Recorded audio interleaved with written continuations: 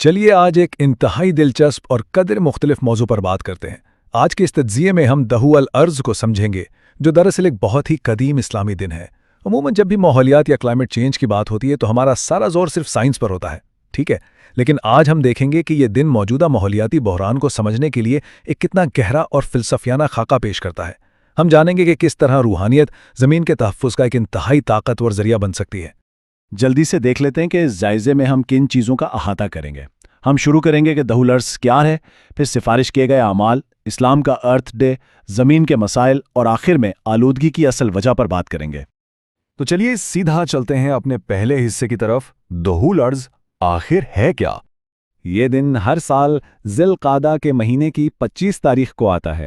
اس اصطلاح کا اگر بالکل آسان ترجمہ کریں تو اس کا مطلب ہے زمین کا پھیلنا۔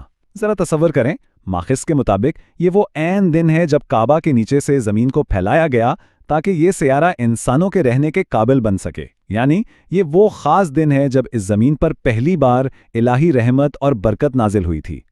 اب آتے ہیں دوسرے حصے کی طرف۔ اس دن کن اعمال کی سفارش کی گئی ہے؟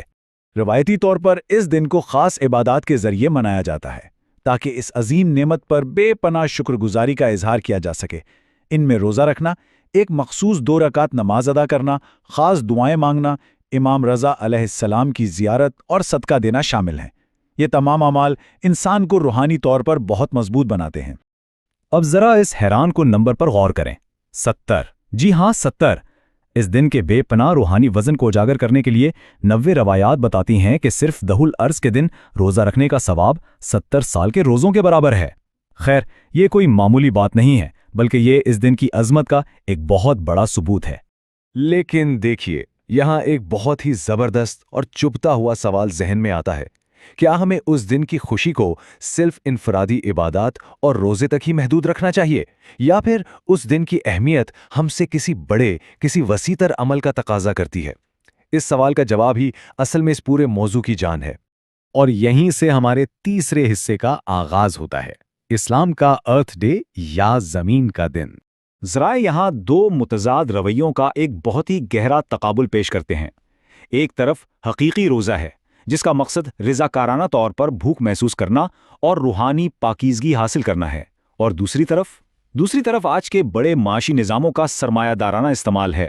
ماخذ بتاتے ہیں کہ کس طرح مارکیٹ میں قیمتوں کو برقرار رکھنے کے لیے ٹنوں کے حساب سے کھانا ضائع کر دیا جاتا ہے، جبکہ دنیا کا ایک بہت بڑا حصہ فاقہ کشی کا شکار ہے۔ یہ تقابل واقعی رونگٹے کھڑے کر دینے والا ہے۔ اب چلتے ہیں چوتھے حصے کی جانب، زمین اور اس کے مسائل۔ اس دن کا حقیقی احترام تبھی ممکن ہے جب ہم زمین کی حقیقت کو سمجھیں۔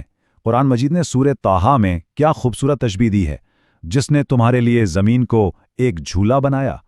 ایک جھولا، جس طرح جھولے میں ایک بچے کی پرورش کی جاتی ہے، بالکل اسی طرح یہ زمین ایک عارضی پرورش گاہ ہے جو ہماری روحانی تیاری کے لیے بنائی گئی ہے۔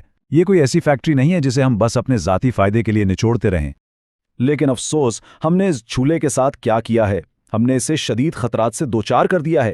ان خطرات میں CFC گیسوں سے اوزون کی تہہ کا خاتمہ، صنعتی کچرے کی وجہ سے پانی کی تباہ کن آلودگی اور خطرناک ہوائی آلودگی شامل ہیں، اور ماخذ کے مطابق یہ سب ان منافع بخش رویوں کا نتیجہ ہے جنہیں انسان اور ماحول سے زیادہ پیسوں کی فکر ہوتی ہے۔ پانچواں اور آخری حصہ، آلودگی کی اصل وجہ، کیونکہ اگر مستقل حل چاہیے تو جڑ تک جانا پڑے گا۔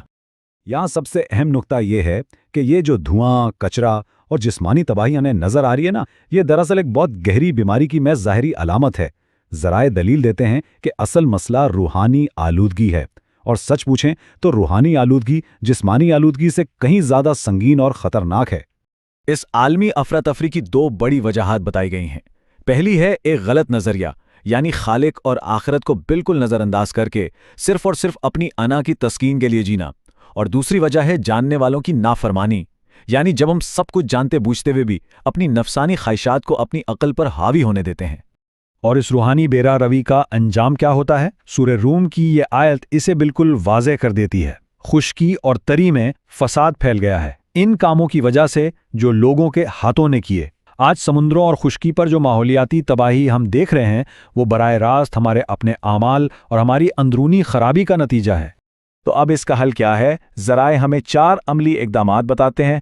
پہلا، پر اثر تحریروں کے ذریعے شعور بیدار کرنا، دوسرا عوام کو ان مسائل اور حل کے بارے میں تعلیم دینا، تیسرا جو سیکھا جائے اس پر خود عملی طور پر عمل کرنا، اور چوتھا اس زمین کو اسی مقدس مقصد کے لیے استعمال کرنے کا پختہ ارادہ کرنا جس کے لیے اسے بنایا گیا تھا۔ جیسے ہی ہمارا یہ جائزہ اپنے اختتام کو پہنچتا ہے، ہم سب کے لیے ایک بہت ہی گہرا سوال باقی رہ جاتا ہے۔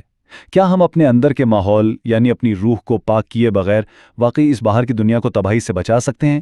کیا کوئی بھی ماحولیاتی مہم اس وقت تک کامیاب ہو سکتی ہے جب تک ہمارا اپنا باطن آلودہ ہو؟ اس پر ضرور غور کیجیے گا۔